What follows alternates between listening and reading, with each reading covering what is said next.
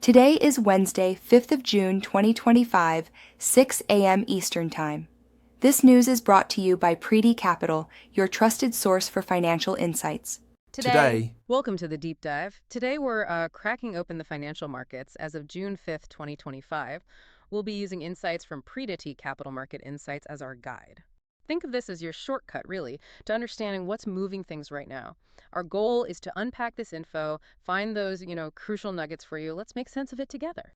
exactly. We'll be exploring the big trends, the sentiment underneath, Yes. and zooming in on key movers. It's all about connecting those dots from the data. Okay, let's jump into the trend analysis then. Looking at the S&P 500, they sampled what, 473 stocks? Says here 70.6% are above their 50-day moving average.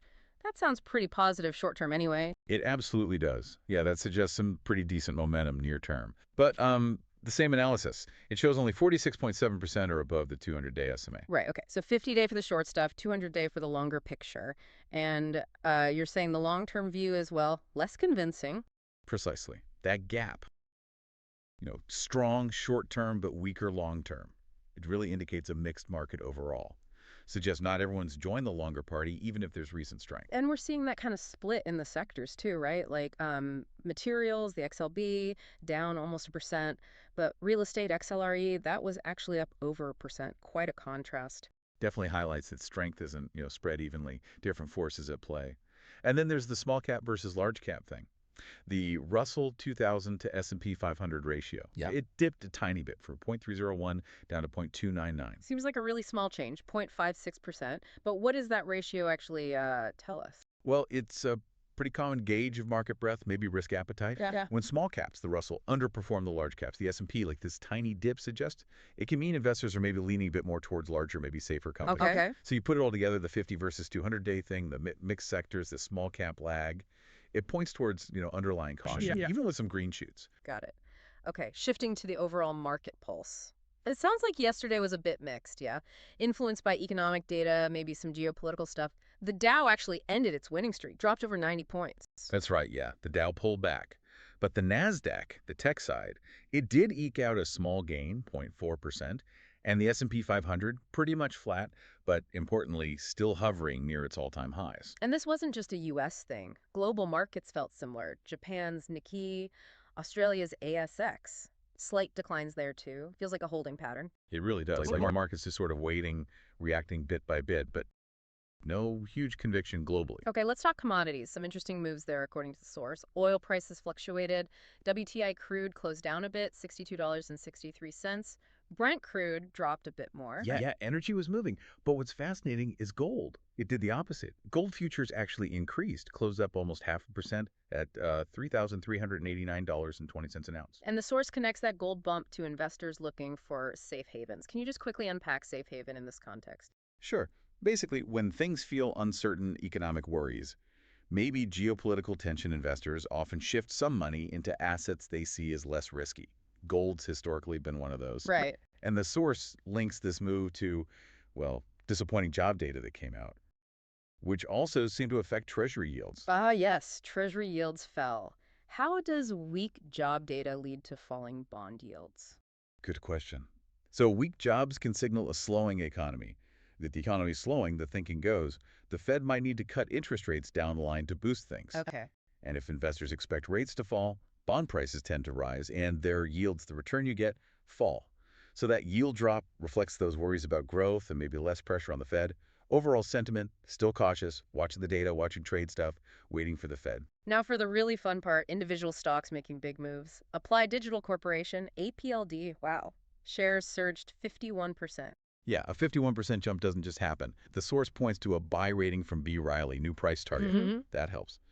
But the real rocket fuel, a massive $7 billion lease deal with CoreWeave. $7 billion, that's enormous for them. And backed by NVIDIA for IT power.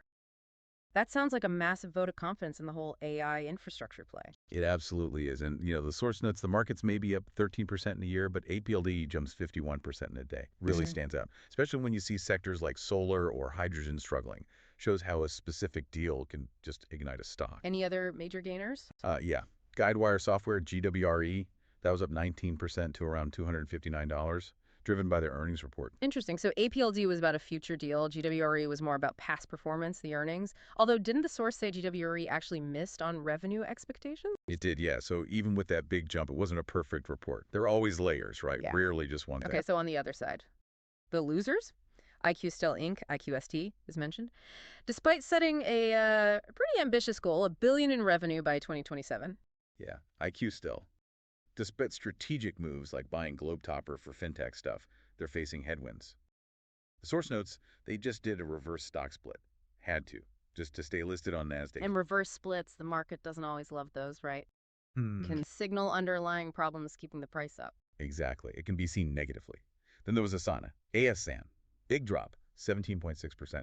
And what's really interesting, as you hinted earlier, this happened after they reported their first ever non-GAAP operating profit. Right. That does seem backwards. They finally turn a profit, stock tanks. Why would that happen? It's a great question. Why the negative reaction to good news? Well, the source points to two key concerns that seem to have outweighed the profit number. A declining net retention rate, and they also missed revenue expectations. Okay, declining net retention rate. What does that actually signal for a software company like Asana? Yeah, think of it like this. Are they keeping their existing customers? And are those customers spending more over time? For a subscription business, that's vital for growth. If that rate is declining, it suggests maybe customers are spending less or leaving. Churn. Exactly, churn or just downgrading. And for investors focused on future growth, that declining trend can be a bigger red flag than one quarter's profit. Got it. Profit today is great, but if future revenue looks shaky. Okay. And Tonix Pharmaceuticals, TNXP, also dropped. Yep, down about 9.6%. The source links that specifically to investor worries about a partnership they have with Makana Therapeutics. Okay, let's look at the most active stocks now. Lots of trading volume. Palantir, PLTR keeps coming up. Source says it's up, what, 77% year to date? Palantir's had a huge run, yeah. Really driven by those government contracts and just the general excitement around their AI stuff. The source mentions it pulled back a tiny bit recently after hitting a high, but still very popular, especially with retail investors. Ford, F, was active too. Closed up slightly on the day, but the source highlights it's actually down about 2.4% over the last month. And that recent dip. The source connects it straight to a recall announcement. Recalls can be costly, hit sentiment. The market notices that stuff. Makes sense. And Rocket Lab, RKLB, getting some buzz. Yeah, Rocket Lab's definitely getting attention. Highlighted for hitting milestones in the space sector, successful launch, plans for a significant acquisition. Lots happening there. Okay, switching gears again. Companies hitting 52-week highs, some big ones here. NVIDIA, NVDA, back on top as the world's most valuable company. Incredible, right? Market value, $3.444 trillion. The source says it rallied nearly 24% in just the past month. It's all about that AI chip demand, just relentless. Clear example of riding the biggest wave out there. And not just the giants hitting highs. Regencell Bioscience, RGC, up an amazing 207% week on week. And D-Wave Quantum, QBTS, reported a staggering 509% year-over-year revenue jump. Yeah, these smaller players hitting highs, especially with those kinds of numbers. It shows real excitement, not just for the big AI names, but across different tech niches, biotech. Investors are chasing those themes hard. Then the flip side, 52-week lows. Lyell Immunopharma, LYEL, reported a Q1 loss, $52 million, not much revenue. Yeah, that reflects the tough road in developing things like Shakar T-cell therapies. It's complex, takes time, but what's kind of fascinating here, the source mentions insider buying, about $218,000 worth. Insider buying. So execs buying shares even with the loss in the low stock price. Why is that significant? Well, it can be a signal. People who know the company best, putting their own money in. It might suggest they see long-term value or potential that the market isn't seeing right now. Not a guarantee, but definitely something investors look at. Interesting nuance. Okay, PBF Energy, PBF, also reported an adjusted loss for Q1, $3.09 per share. Right, reported a loss. But the stock actually went up 5.19% that day. The source thinks the market looked past the headline loss, focused instead on some operational improvements they saw. Shows the market isn't always just looking at the bottom line number. Huh.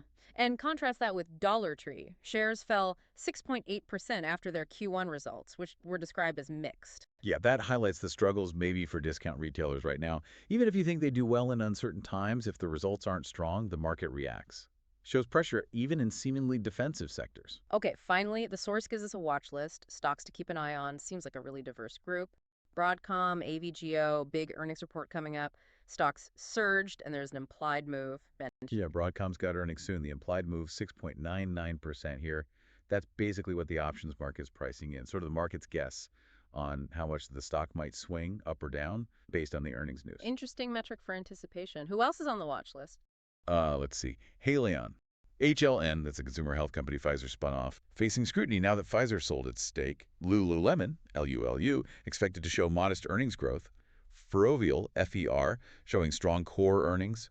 Samsara, IoT, good stock run, maybe shows confidence before their earnings. Qualcomm, QCLM, is on there. Qualcomm's involved in some ongoing strategic talks, so that keeps it interesting. Old National Bancorp, ONB, showing decent revenue growth after a merger, watching how that integration goes. SLM Corporation, SLM Student Loans, noted for community stuff, but still faces financial hurdles. And lastly, Lind, LIM, and Analog Devices, ADI. Both mentioned for keeping their dividends going. Yeah. That often signals stability to investors, even if they face different market pressures. What really strikes me about this watch list isn't just the names. It's the variety of stories, right? Earnings anticipation, post-investment scrutiny, merger integration, operational turnarounds. It just paints a picture of how many different things are constantly unfolding across the market. Definitely. So we've covered a lot today. Broad trends, the sort of choppy sentiment, then zooming right into specific company news, gainers, losers, stocks to watch, all based on these Preety Capital insights. It really shows how you have these, granular events like that huge APLD lease deal or Asana's retention rate issue or Ford's recall, even the insider buying at Lyell hitting specific stocks. Right. But then you also have the bigger picture stuff, economic data, job numbers, Fed expectations influencing whole asset classes like gold or bonds. It all interconnects. It really underscores how many different factors are always pushing and pulling. Exactly.